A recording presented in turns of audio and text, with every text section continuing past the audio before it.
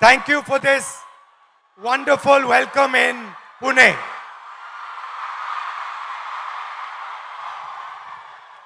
Today,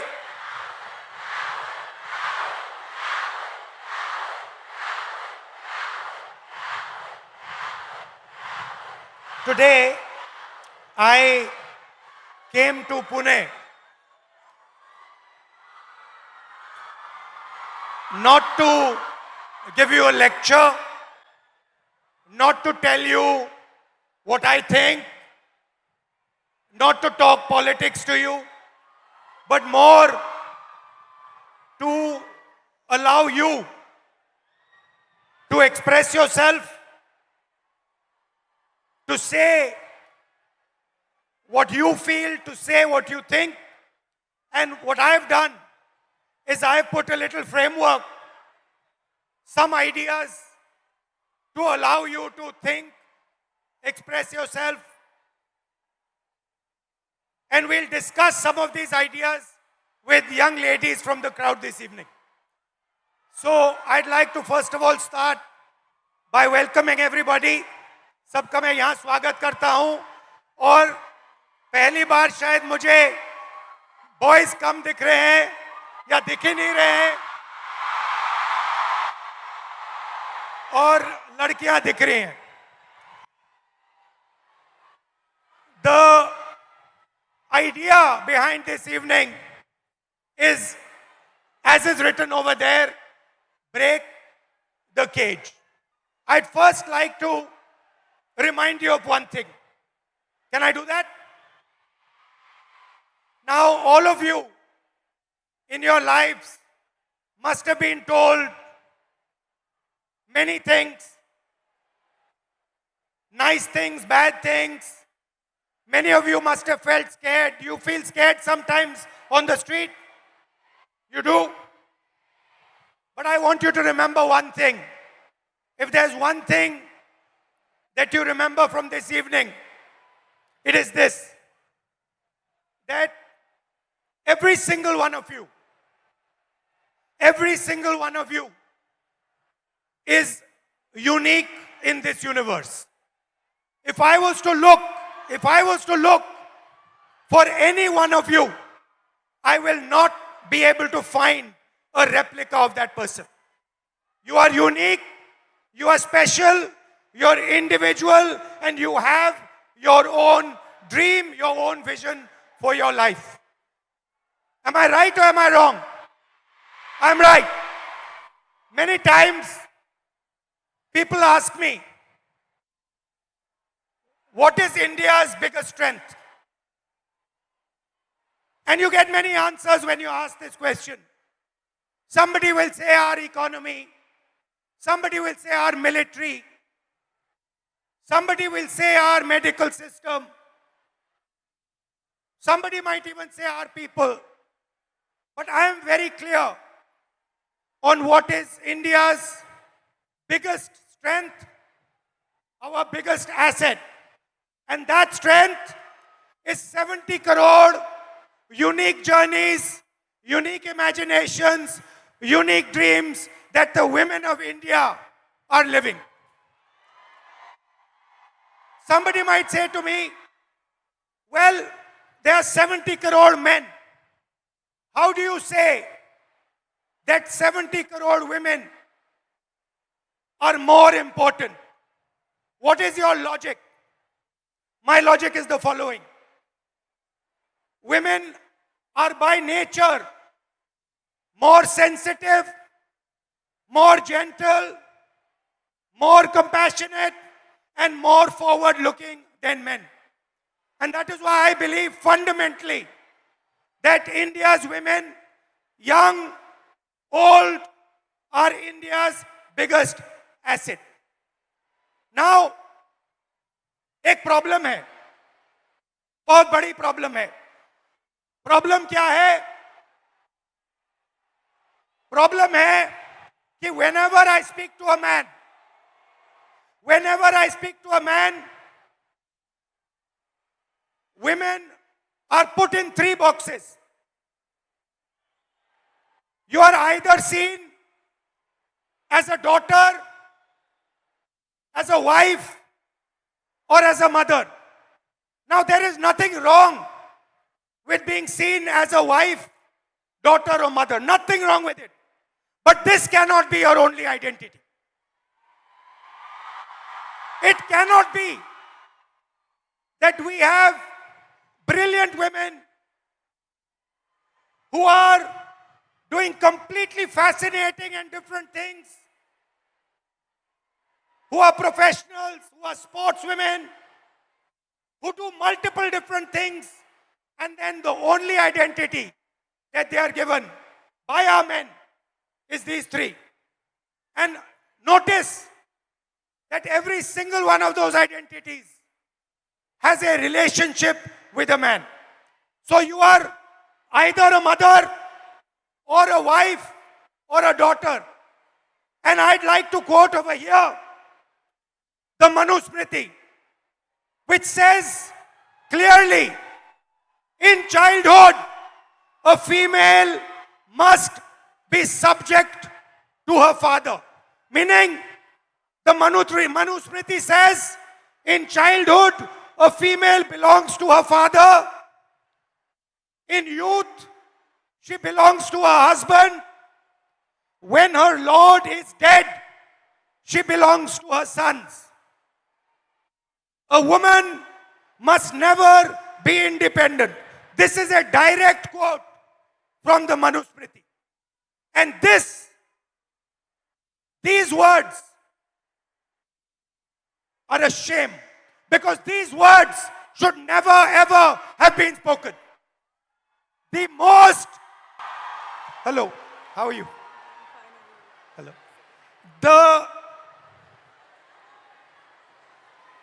The biggest strength of this country is the fact that our women should be independent, should stand for themselves, should believe in themselves. You belong to nobody.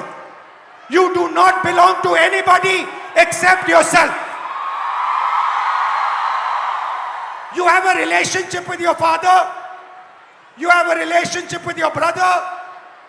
You have a relationship with your husband. You have a relationship with your son. But you do not belong to them. You belong to yourself.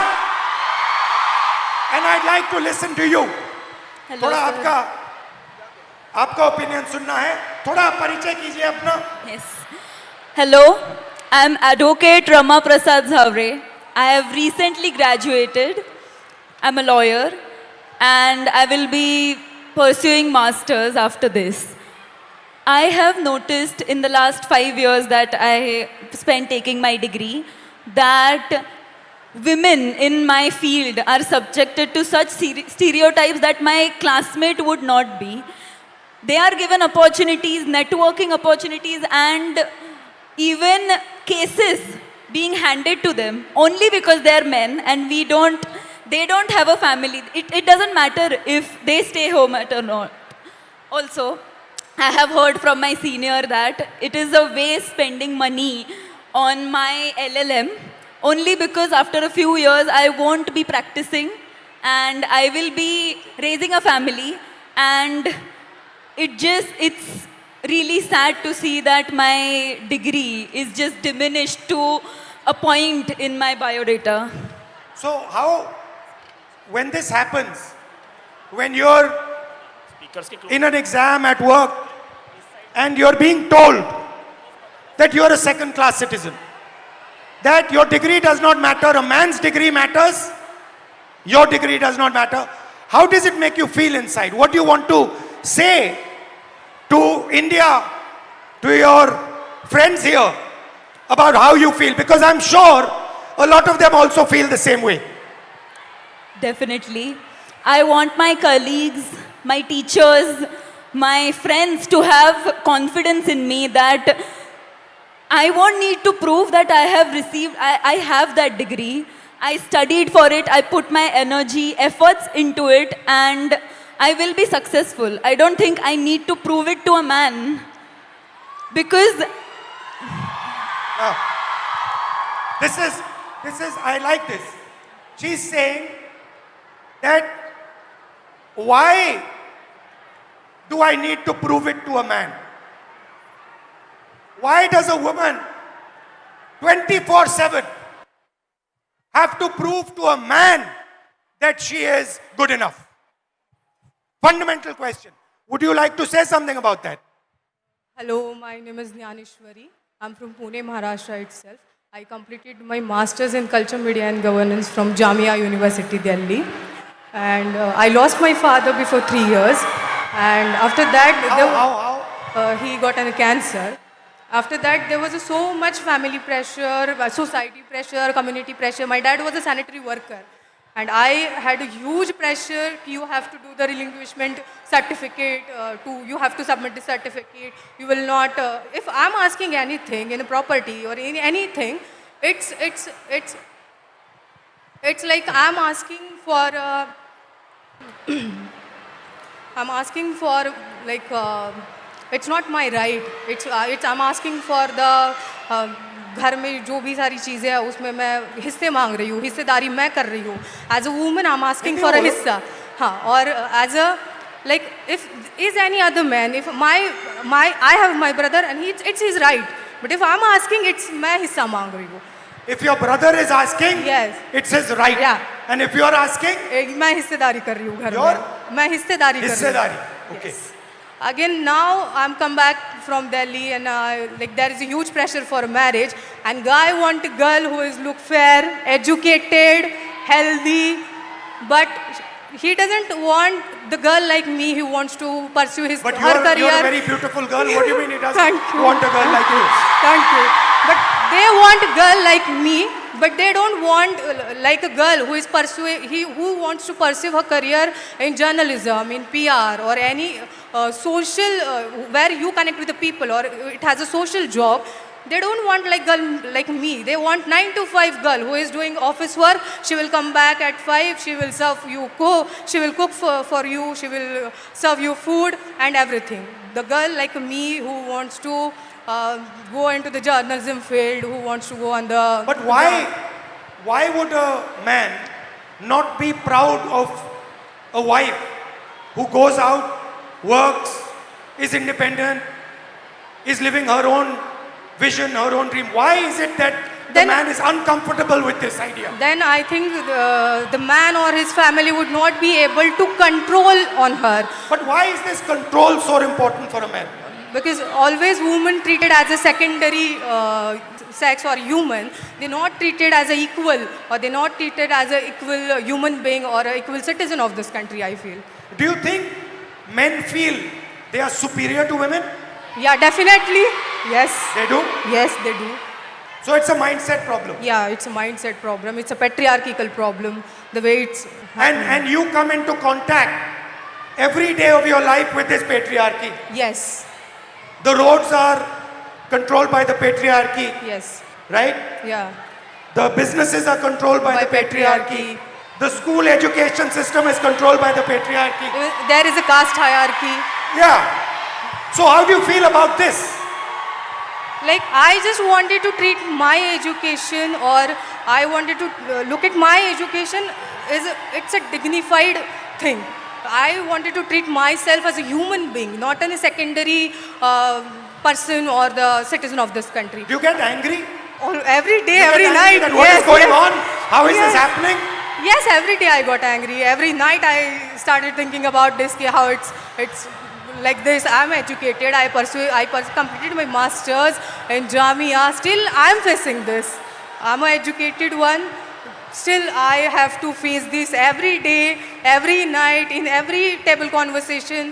It's every time. It's like, oh, you are the girl. You will you are a girl. You will get everything.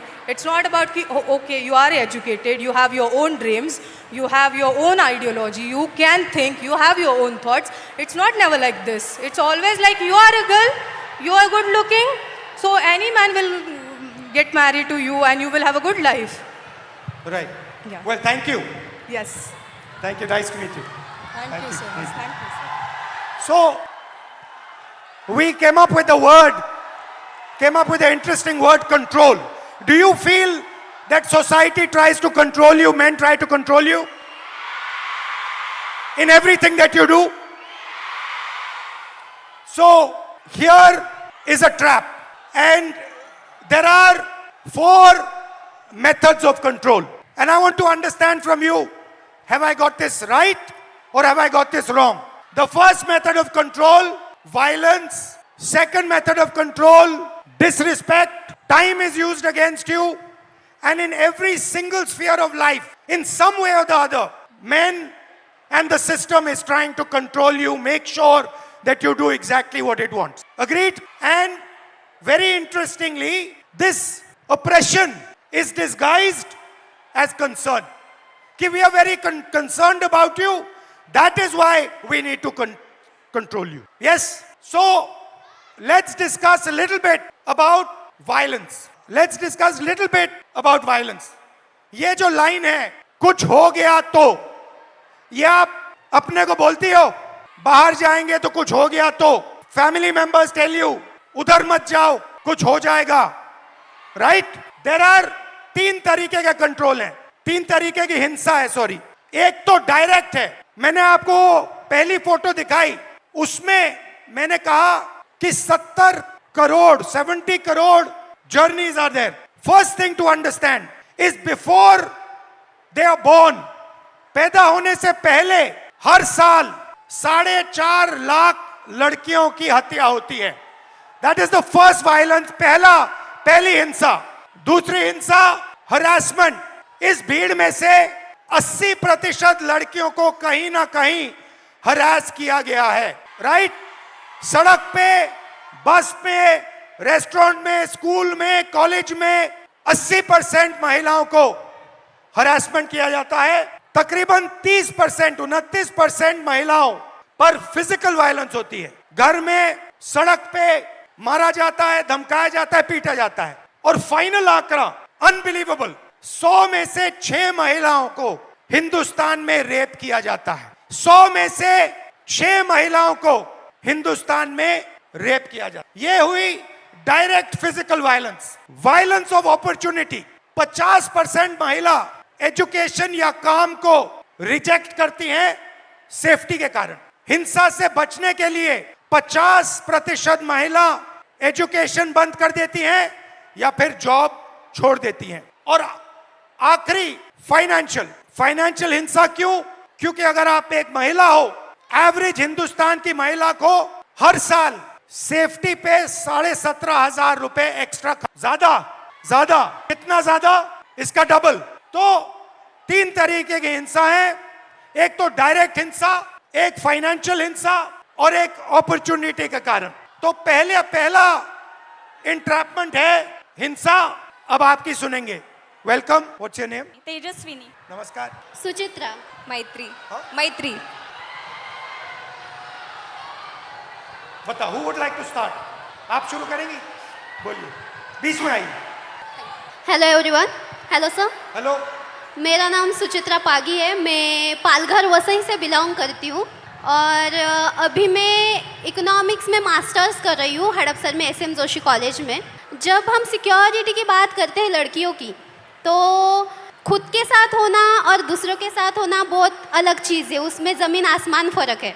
जब हम पढ़ते हैं कि newspaper में पढ़ते हैं कि लड़की के साथ लड़की हरेस्ट हुई, उसका रेप हुआ, तो वो बहुत अलग बात होती है कि हम सिर्फ फील करते हैं कि उसके साथ ये हुआ तो वो क्या फील कर रही होगी. जब खुद के साथ होता है तो एक डर पैदा होता है मन में कि नहीं यार, लड़कों से बात नहीं करनी, लड़के बहुत स्केरी होते हैं. तो मेरी 15 साल पुरानी एक स्टोरी है. जब मैं 13 ईयर की थी, सिर्फ 8वीं कक्षा में थी, तो क्या हुआ, मैं 5 किलोमीटर गांव से दूर स्कूल में चल के जाती थी और उस टाइम गाड़ी वगैरह ऐसा कोई फैसिलिटी ज़्यादा नहीं थी. तो शाम को जब स्कूल छूटा तो मैं आई और चौराहे पर 3 लड़के थे. लिटरली वो बहुत ज़्यादा ड्रंक थे और उनका एज भी 25 साल से आगे था. तो कितने थे वो? 3 लोग थे. 3 लोग. और वो मैरिड थे और मेरे साइड वाले गांव के ही थे वो आप लड़के. जानते थे उनको?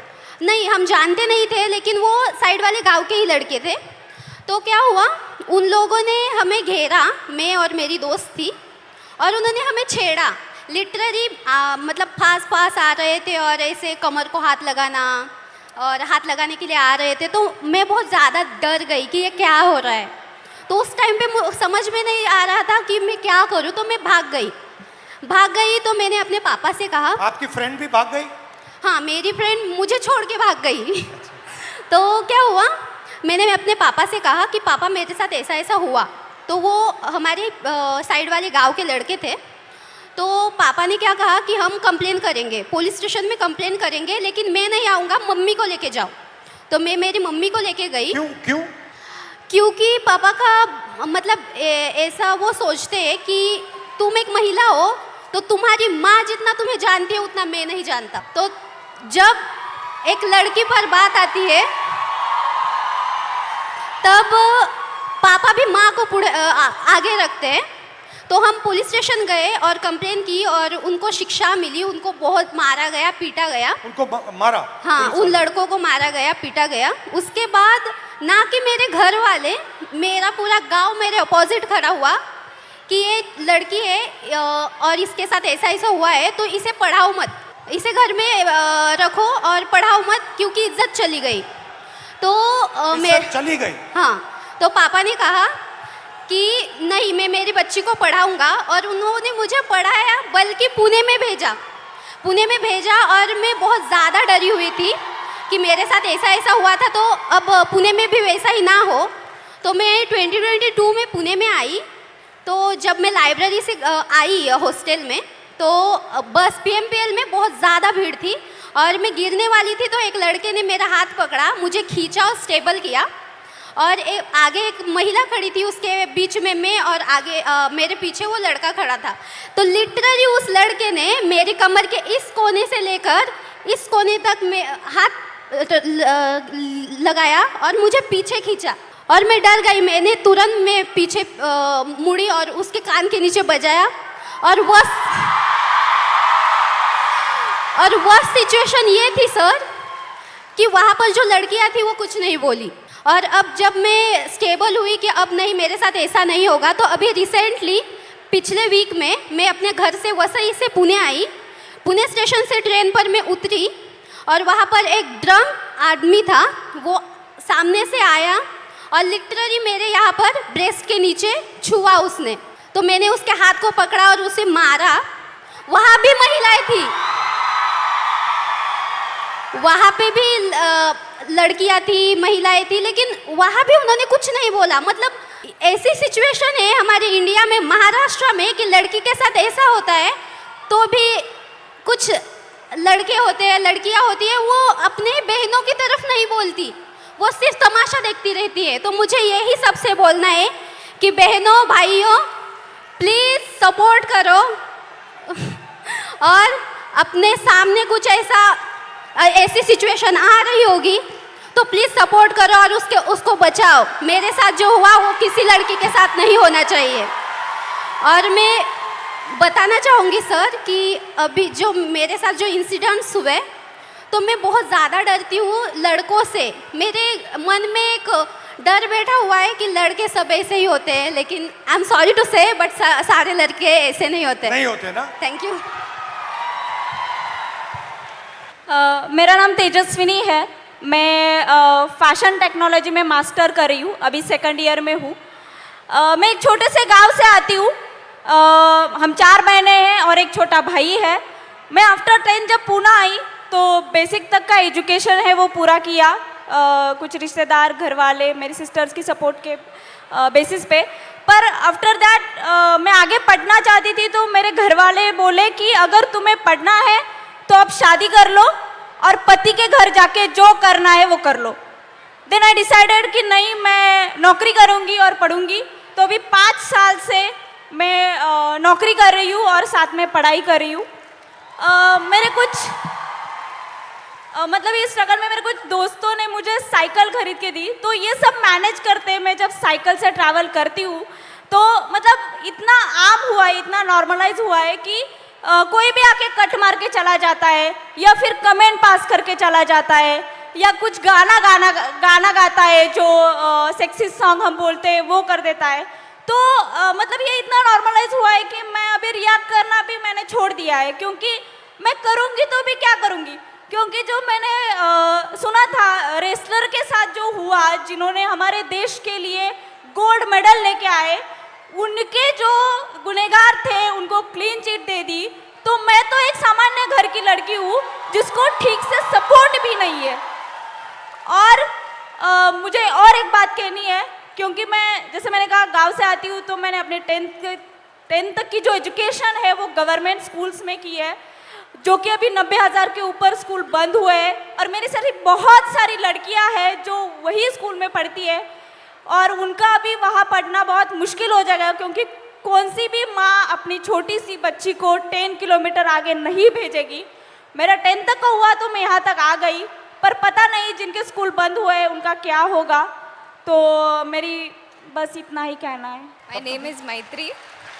I am currently a psychology student studying in Pune University, and I travel by daily commute by public transportation literally almost every single day, and I feel like safety is becoming a very big concern because I leave early and return home late, so it becomes a very. What time?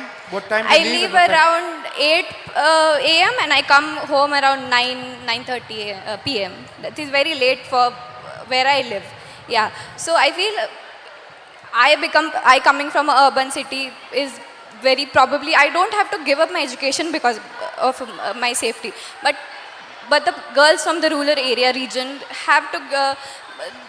Their parents prefer that if they have to send their female children out to study, because villages don't really have schools for higher education. They prefer their son goes outside instead of their daughters because it is really safe.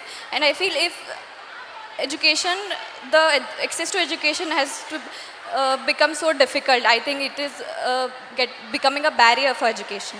Why do you think this mindset, ये जो mindset है कि बेटे को educate करना है, बेटी को एजुकेट नहीं करना है, बेटा जॉब कर सकता है, बेटी को जॉब नहीं करना है, ये माइंडसेट आता कहाँ से? I think the social norms created around कि लड़के कमा के खिला देंगे माँ बाप को, लड़कियों को तो शादी करके जाना है, तो लड़की का करेंगे क्या? Thank you. तो नेक्स्ट, अभी हमने आपको हिंसा की बात की, अब कंट्रोल की बात करते हैं। लड़की बहुत मॉडर्न हो गई है। 60% हमारी जो लड़कियां हैं, 60% घर से अकेली नहीं जा सकती। अगर घर से बाहर जाना होता है तो किसी के साथ जाना होता है। सेकंड, 45% शादी के लिए या हाउसवर्क के लिए 45% शादी या हाउसवर्क के लिए ड्रॉप आउट करती हैं। और आखिरी जो शायद सबसे अमेजिंग आंकड़ा है, और इससे तो मैं बहुत हैरान हुआ कि इस देश में सिर्फ 8% महिलाओं के पास इंडिपेंडेंटली ओन्ड प्रॉपर्टी है। मतलब फाइनेंशियल कंट्रोल, मूवमेंट पे कंट्रोल, और आप क्या करोगे उस पे कंट्रोल। नमस्कार, hello. My name is Pradnya. Nisha. My name is Sheikh Amna Usama. You can say. What? Yeah, I'm a translator. I'm Anushka, and my name is Anushka, and I'm translator for Nisha. Yeah. So, कौन शुरू करेगा? आप करेंगे? बोलिए। So, नमस्ते control, sir. आपको control कैसे किया जाता है? फाइनेंशियली कंट्रोल कैसे किया जाता है? मूवमेंट में कंट्रोल कैसे किया जाता है? So, namaste sir and hello everyone.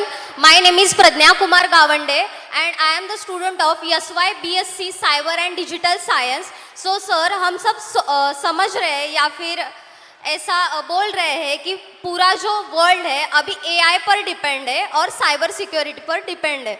तो मुझे पहले से ही साइबर सिक्योरिटी ये कोर्स करना था, बट ये कोर्स गवर्नमेंट कॉलेजेस में अवेलेबल नहीं है, और पुणे के रेपुटेड कॉलेज की फ़ीस अराउंड 3 लाख मतलब एनुअल फ़ीस है सर ये, जो कि मैं अफोर्ड नहीं कर सकती। मेरे पापा ड्राइवर है और मम्मा हाउसवाइफ है मेरी, मुझे एक छोटी बहन भी है, और इसके अलावा मैं बच्चों को इवनिंग ट्यूशन्स वगैरह पढ़ाती हूँ। क्लिनिक में एज अ रिसेप्शनिस्ट में काम करती हूँ, जिससे मेरा ट्रैवलिंग वगैरह मैनेज हो जाता है।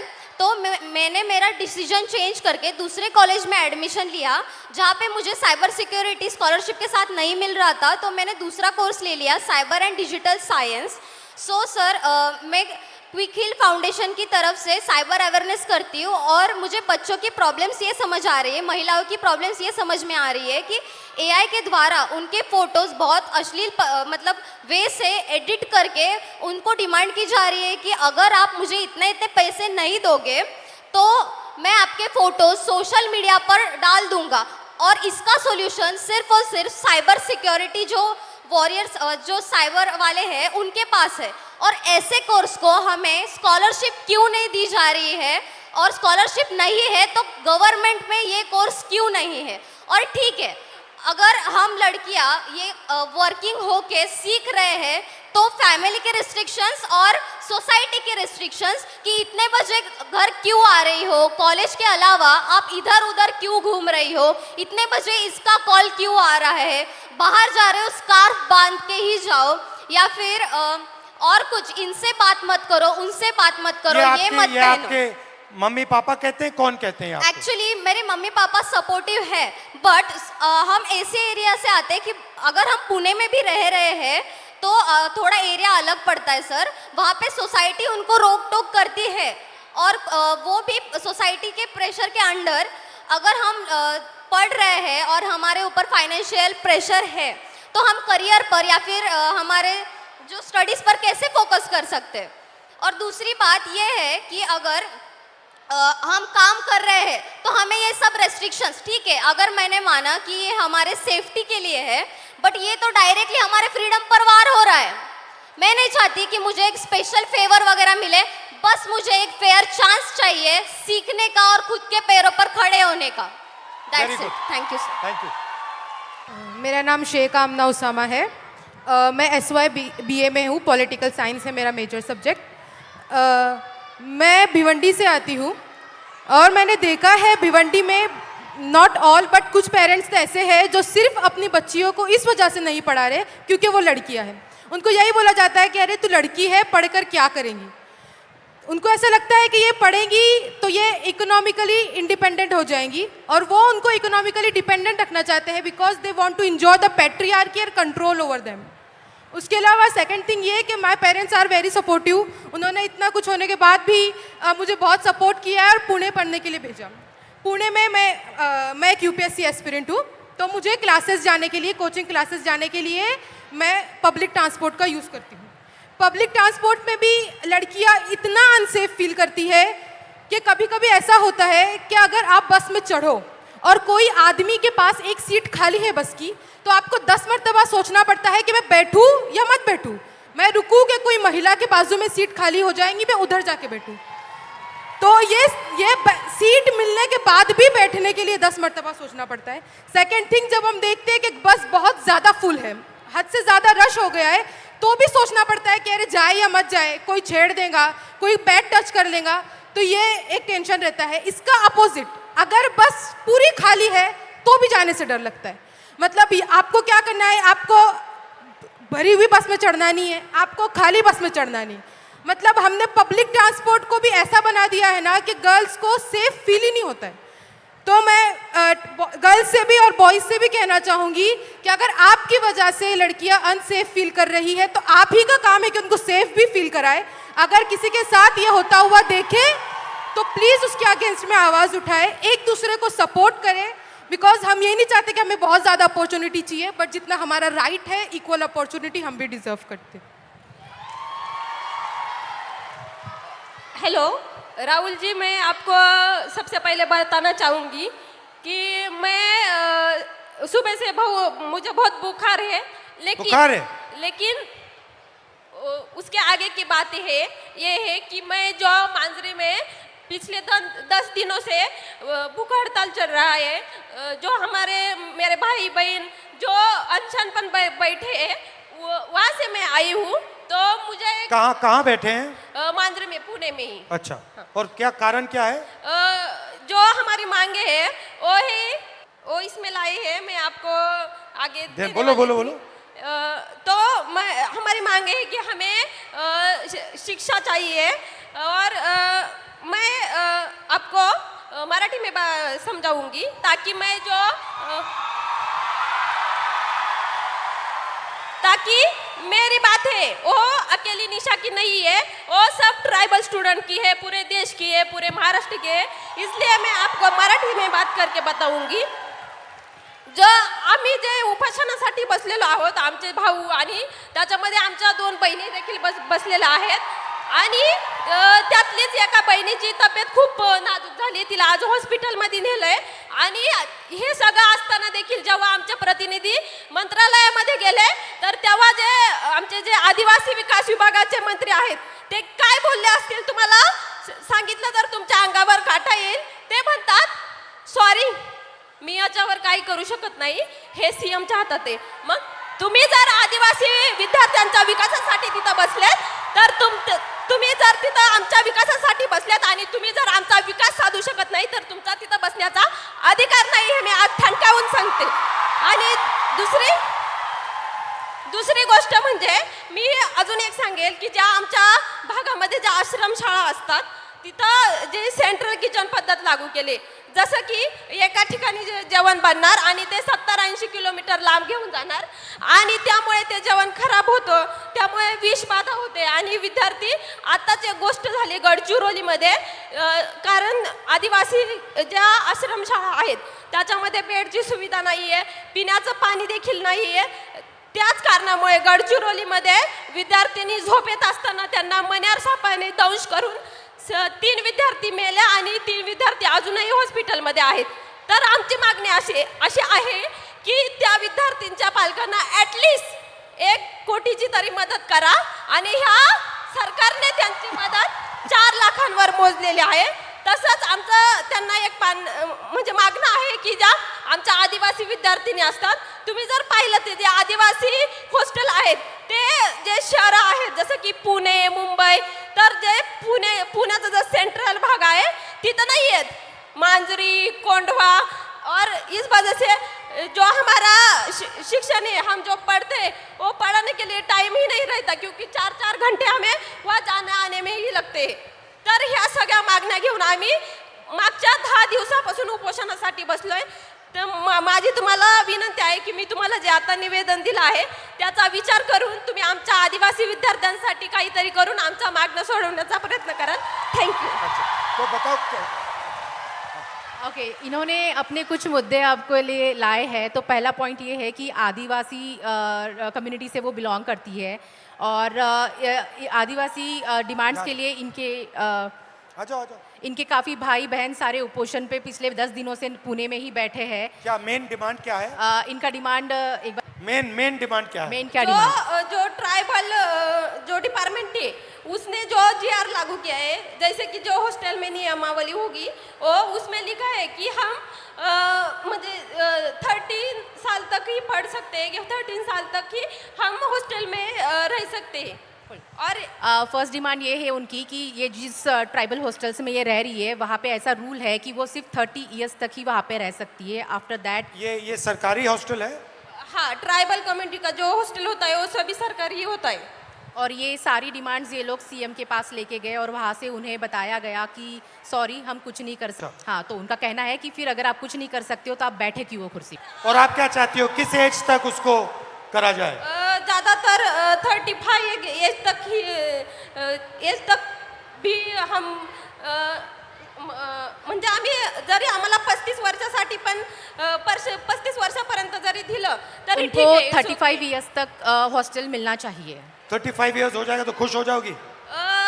वैसे तो हमें ये एज की लिमिट है वो ही नहीं चाहिए, लेकिन ये सरकार है वो तो आपको भी पता है, लेकिन हम ये चाहते हैं कम से कम ये 35 एज तक भी आ पाए, इसलिए मैंने ऐसे बोला. लेकिन हम मुझे आप वहाँ इनवाइट क्यों नहीं कर देते? हमने आप मुझे वहाँ बुला लो, यस, मैं भी आ जाऊंगा, बैठ जाऊंगा आपके साथ. आम्हाला आवडेल तुम्ही तिथं आलेले आणि आमच्या मुलांची देखील इच्छा आहे की तुम्ही तिथं यावं आणि आमच्या प्रश्नांवरती बोलावं आणि आमचे प्रश्न सोडवण्यासाठी प्रयत्न करावा. वो चाहती है कि आप वहाँ पे आए, वो खुशी खुशी आपको बुलाना चाहती है. मुझे और बुला लो, मैं आ जाऊंगा. ठीक है, मैं थोड़ा दबाव और एक साथ डाल देंगे। मैं और एक बात कहना चाहूंगी, उससे तो आपके होश ही उड़ जाएंगे। जैसे कि हमारे ट्राइबल हॉस्टल होते, ज़्यादातर वहाँ यहाँ पुणे में गढ़चिरौली, नांदेड़, अमरावती, वहाँ से जो स्टूडेंट आते हैं वो तो हर रोज़ घर नहीं जा पाते। और जुन्नर, जो आंबेगांव, वो तो लड़कियाँ जाकर आती है, लेकिन वो जो गढ़चिरौली के स्टूडेंट होते हैं वो नहीं जा पाते।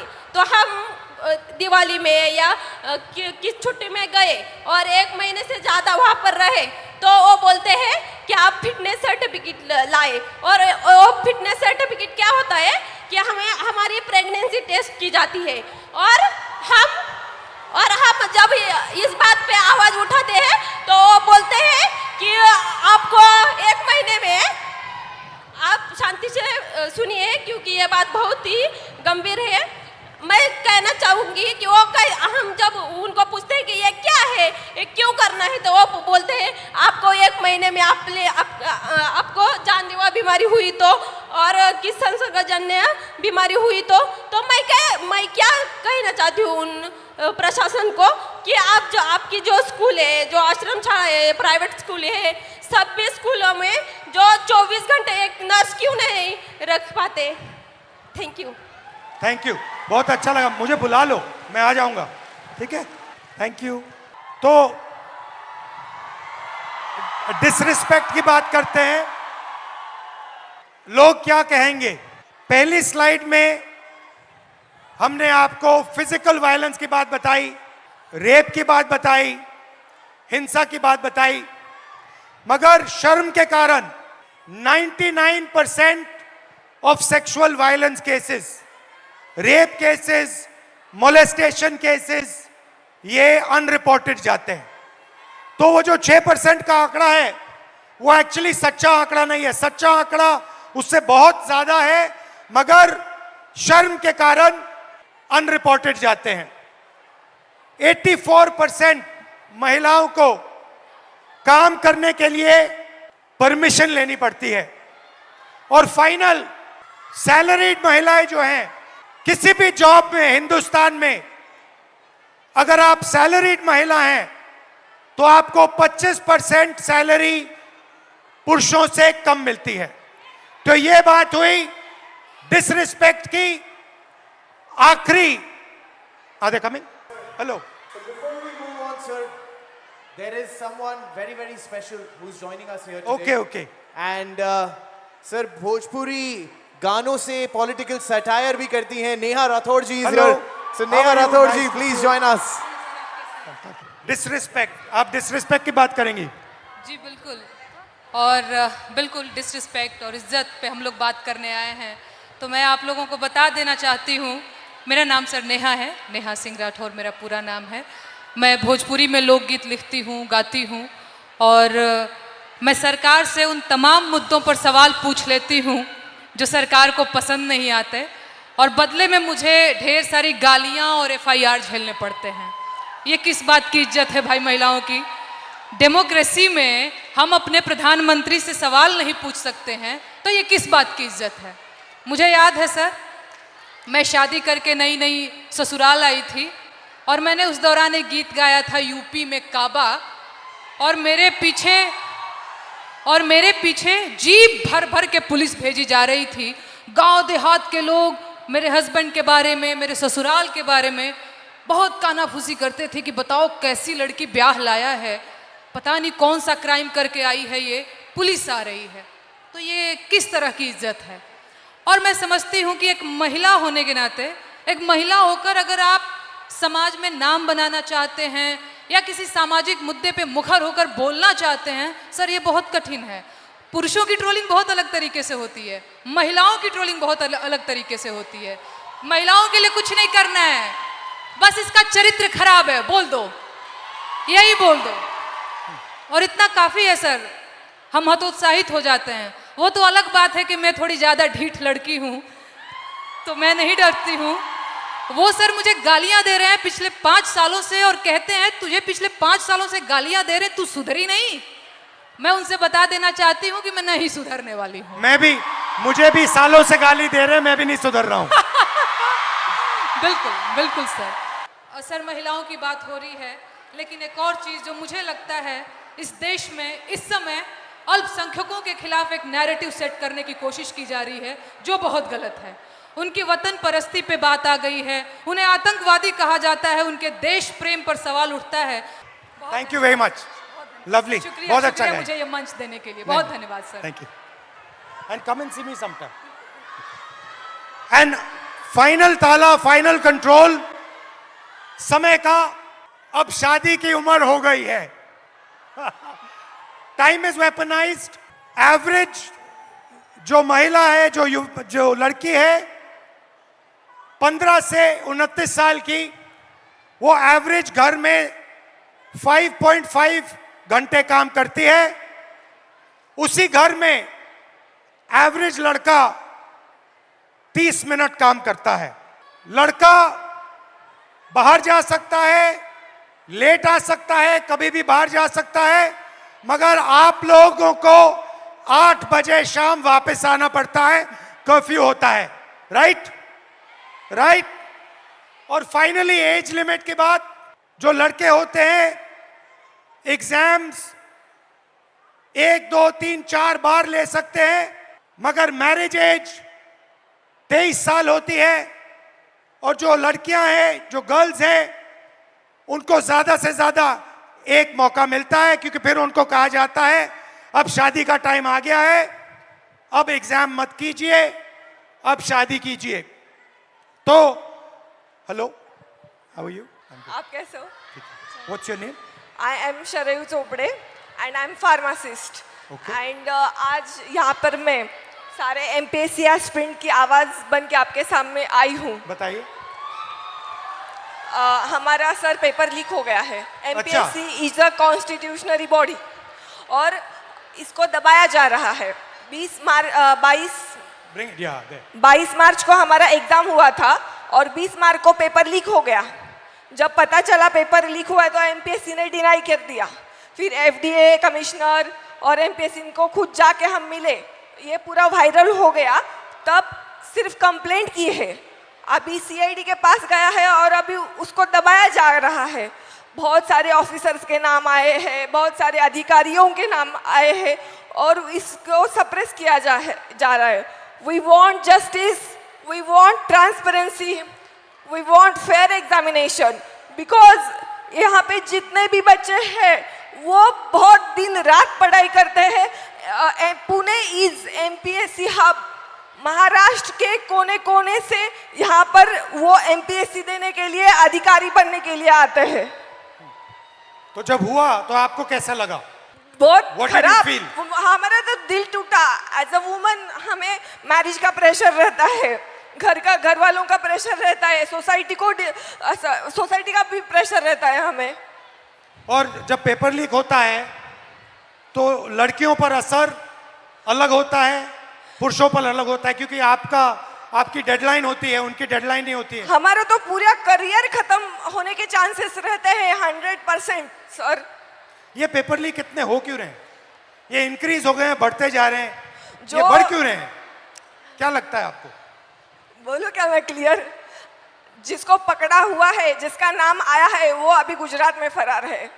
अच्छा। यस। और कुछ बोलना चाहिए? अभी तो बहुत कुछ बोलने का मैंने, टाइम लिमिट है। Don't worry, time is there.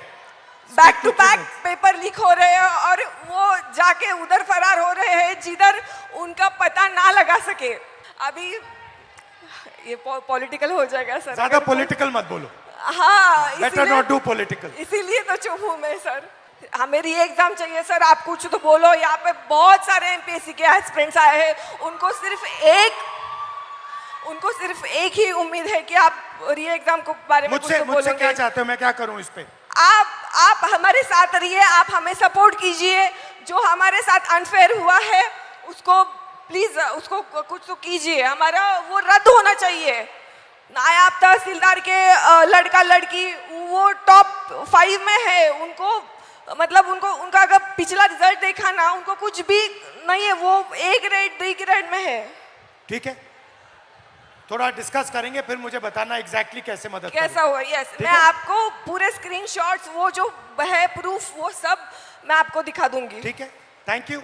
Welcome, बहुत थैंक यू अच्छा सो लगा मच आपसे सर। मिलके, थैंक यू। तो शुरुआत में मैंने कहा कि एक माइंडसेट है, मनुस्मृति का माइंडसेट, महिलाओं को दबाने का माइंडसेट, और मैं थोड़ी छोटी सी वीडियो आपको दिखाना चाहता हूं और फिर इसके बाद आपसे एक सवाल पूछना चाहता हूं। ये 50 करोड़ की गर्लफ्रेंड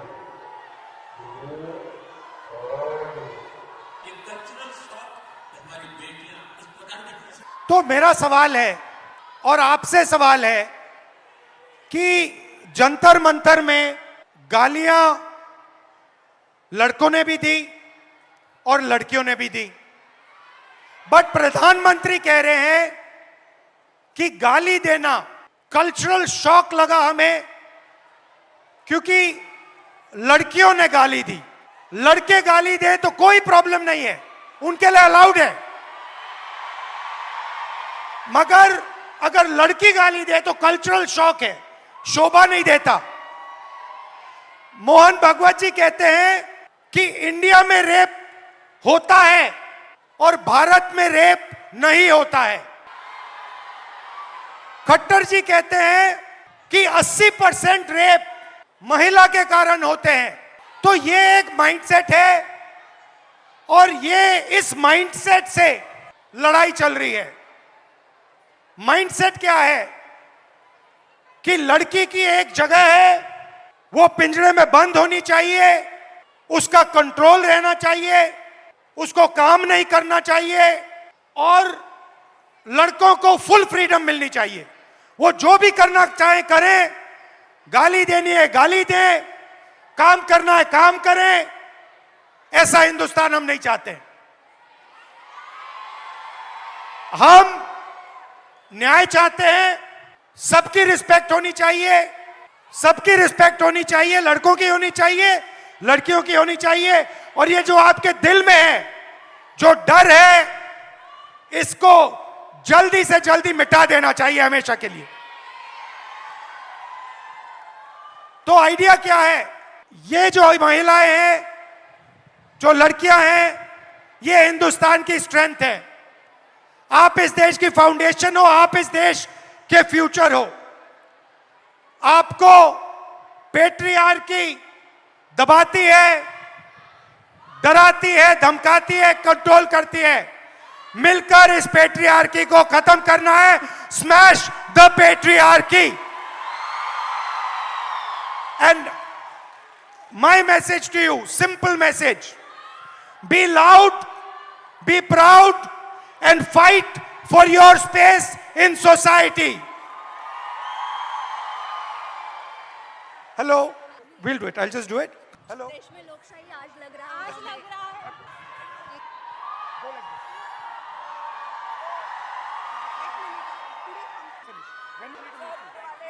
हाँ जी एवरीबॉडी, थोड़ी आवाज हो जाए सर के लिए। Come on everybody, let's go. थोड़ी और एनर्जी। पुणे एनर्जी कहाँ है? Yeah. In Marathi saying Pune Manje Prem. Okay. It means Pune means love. Pune Manje. And I say Pune Manje Prem.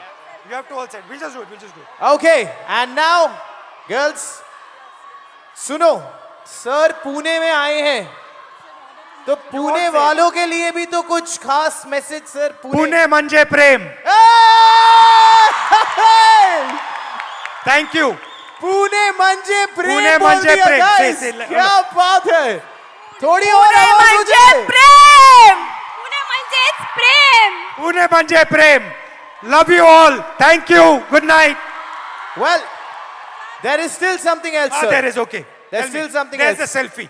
There is, that definitely is, but there's something else also. Okay. क्योंकि आपने कहा पुणे म्हणजे प्रेम, and what is that? अच्छा. पुणे तिथे काय उणे?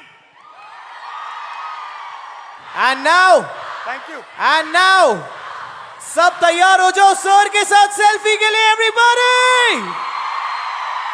सारे mobile flashlight on, सारे के सारे. सर, पिछली बार आपने पिंक शर्ट पहना था, ये तो जलजला मच गया था. इस बार yellow is the season. I am sure पूरा इंडिया ये भी फॉलो करने वाला है. Let's get a nice selfie now everybody, come on. Here we go. Very.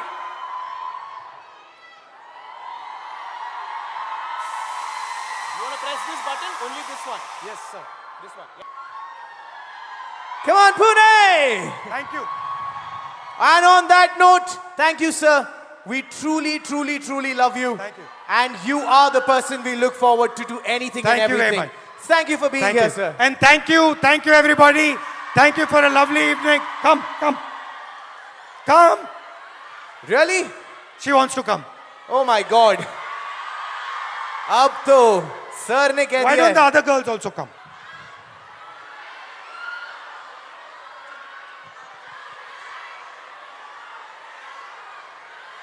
ऐसे ही नहीं कहते कि सर बड़े दिल वाले हैं. सारे आ गए. Everyone is here. Come on. We do a selfie. Come. Hi.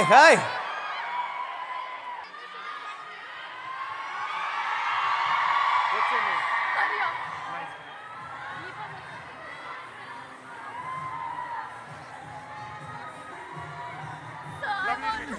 I want to talk to you about many things. I would love to meet you.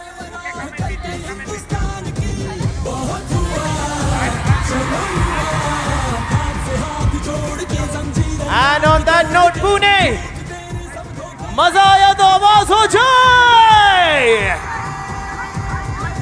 एक कल्चरल शॉक. हमारी बेटियां इस प्रकार की भाषा कैसे बोल सकती? क्या बेहतरीन दिन रहा है सारे लड़कों को वहां पे. Thank you brothers. Thank you. Good night.